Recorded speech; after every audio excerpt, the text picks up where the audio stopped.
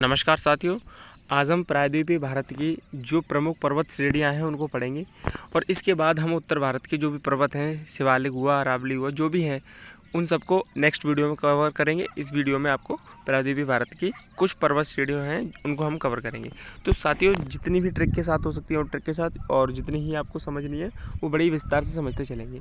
तो सबसे पहले यहाँ पे हम बात करते हैं प्रायद्वीपीय भारत। प्रायद्वीपीय भारत होता क्या है? प्रायद्वीपीय भारत का मतलब है जो क्षेत्र तीनों ओर से समुद्र से घिरा हो, यानी पानी से घिरा हो, उसको हम प्रायद्वीपीय कहते हैं। तो जैसे इधर की साइड समुद्र है भारत के, इधर की साइड समुद्र है भारत के, और नीचे से भी हिंद महासागर समुद्र पड़ जाता है भारत के।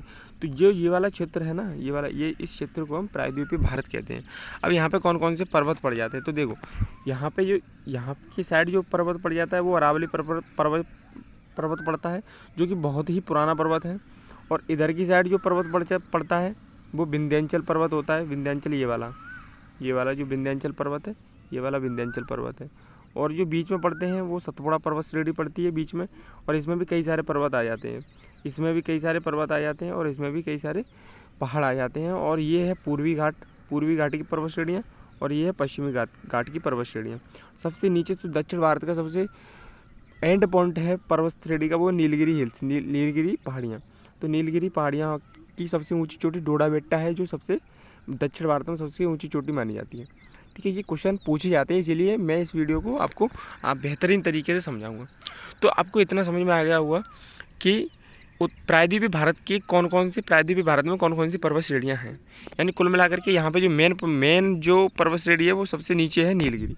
यानी इस नीलगिरी पहाड़ी से बहुत ज़्यादा क्वेश्चन पूछे जाते हैं। यहाँ पर पूर्वी घाट और पश्चिमी घाट आकर के मिलते हैं, उसी पहाड़ी को नीलगिरी हिल्स बोलते हैं। ठीक है साथियों, यहाँ पे सतपुड़ा पर्वत बीच में पड़ जाता है, विंध्याचल ये मैंने बताई दिया आपको।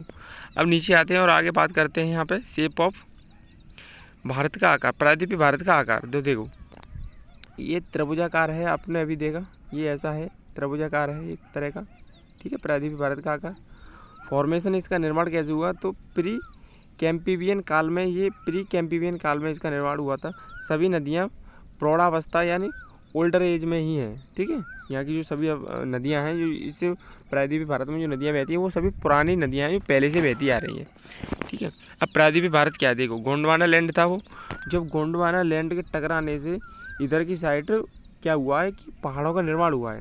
तो देखो जो प्रायद्वीपीय भारत है वो कैसे बना, तो एक्सपेंशन विस्तार हुआ था। 16 लाख वर्ग किलोमीटर क्षेत्रफल पर ये फैला हुआ है। कितने पर? 16 लाख वर्ग किलोमीटर क्षेत्रफल पर ये फैला हुआ है। इसकी एवरेज हाइट की बात करें तो 600 से 900 मीटर इसकी एवरेज हाइट है, जो यहाँ की पहाड़ियाँ हैं उनकी सबकी मिला करके एवरेज। ठीक है, और यहाँ पे प्रायद्वीपीय भारत में जो मेन पर्वत पड़ जाते हैं उनको आपको देखना है। तो सबसे पहले आपको देखना होगा, पहला है अरावली, जो मैंने सबसे ऊपर बताया, जो उत्तर पश्चिम में पड़ता है। ठीक है, फिर आया विंध्याचल जो कि उत्तर पूर्व में पड़ता है।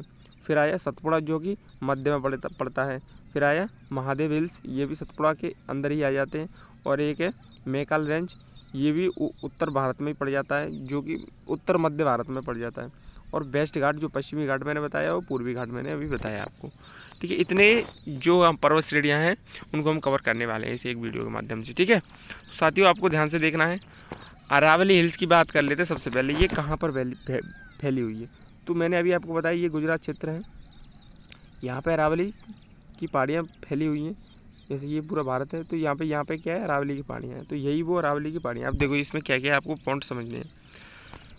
जहाँ से ये अरावली की पहाड़ियाँ शुरू हुई है तो कहाँ से, दिल्ली से शुरू हुई है, और ये एंड कहाँ तक हुई है, ये गुजरात के पालनपुर तक ये ख़त्म हुई हैं, और दिल्ली से ये शुरू हुई हैं। तो इधर की साइड से एक नदी है, वो बहती है कौन सी, यहाँ से इस पहाड़ी से निकली है, उस नदी का नाम है लूनी नदी। ठीक है, क्या नाम है, लूनी नदी, जो कि रेगिस्तान में ही अपने विलीन हो जाती है, क्योंकि रेगिस्तान में इसका पॉइंट है जाने का। जैसे हर नदी समुद्र में गिरती है, तो ये समुद्र की ओर जाती तो है लेकिन समुद्र में नहीं गिरती। ये राजस्थान के कुछ ऐसे हिस्से में जिसमें बहुत पानी की ज़रूरत है, वहाँ पे ये विलीन हो जाती है।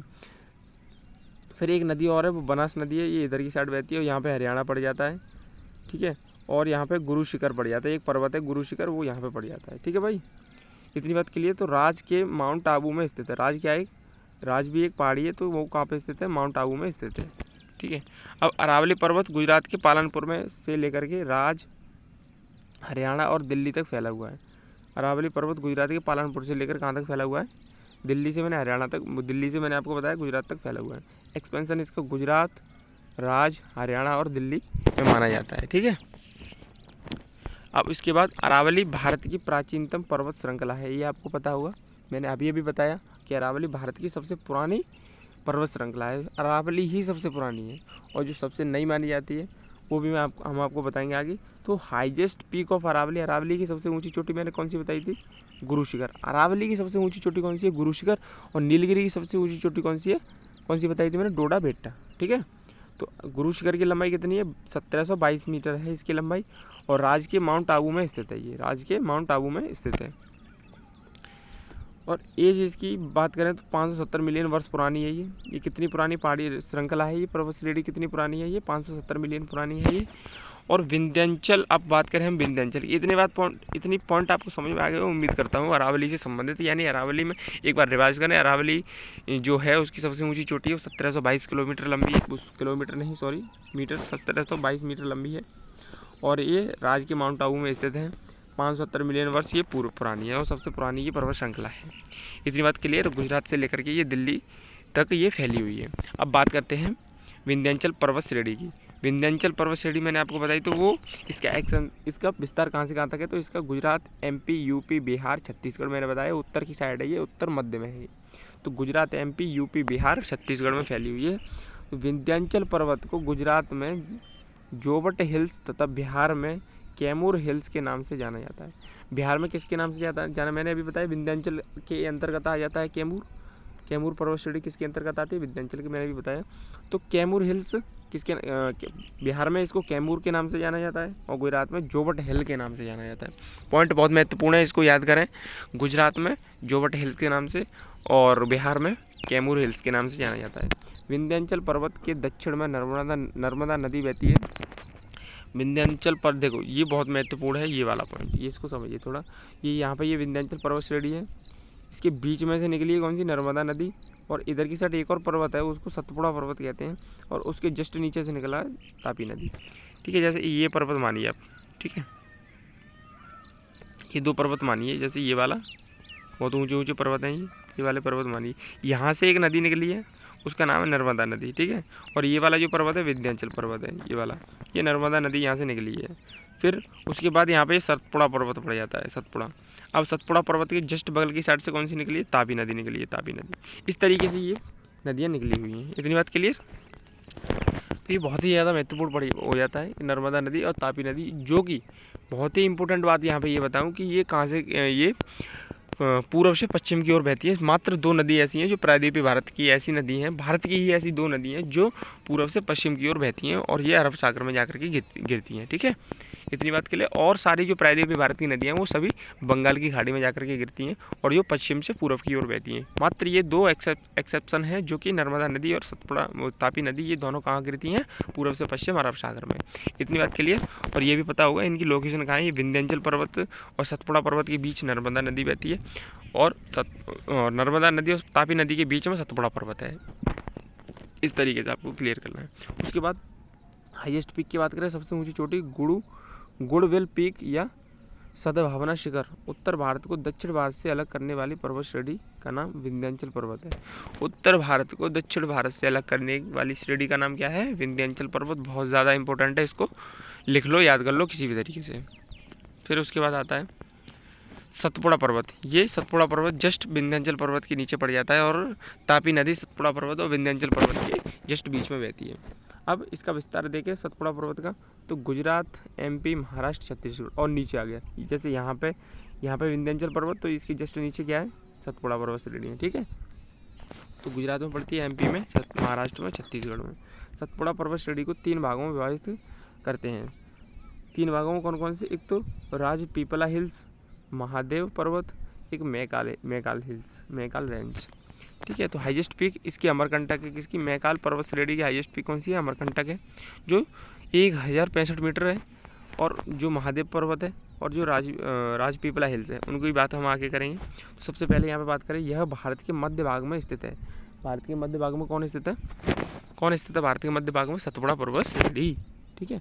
अब वेस्ट, पश्चिम में राजपीपला हिल्स, सेंटर में महादेव पर्वत, पूर्व में कौन सा? मैकाले हिल्स पाई जाती है इसकी। मैकाले हिल्स की लंबाई ऊंचाई कितनी है? 1065 मीटर, ठीक भाई। उसके बाद आगे चलें, उसके बाद आगे यही है कि अभी हमने इसमें कौन से कंप्लीट करें, यानी पूर्वी घाट और पश्चिमी घाट रह गया, वो हम नेक्स्ट वीडियो में कवर करेंगे। इतनी वीडियो जो मैंने इस वीडियो में जो आपको नोट्स दिए बहुत ही ज़्यादा इंपॉर्टेंट है। अगर आपको लिखने हैं तो इनको लिख लेना, और अदरवाइज इस वीडियो को 1-2 बार जरूर देख लेना, जो आपकी माइंड में बैठ जाए।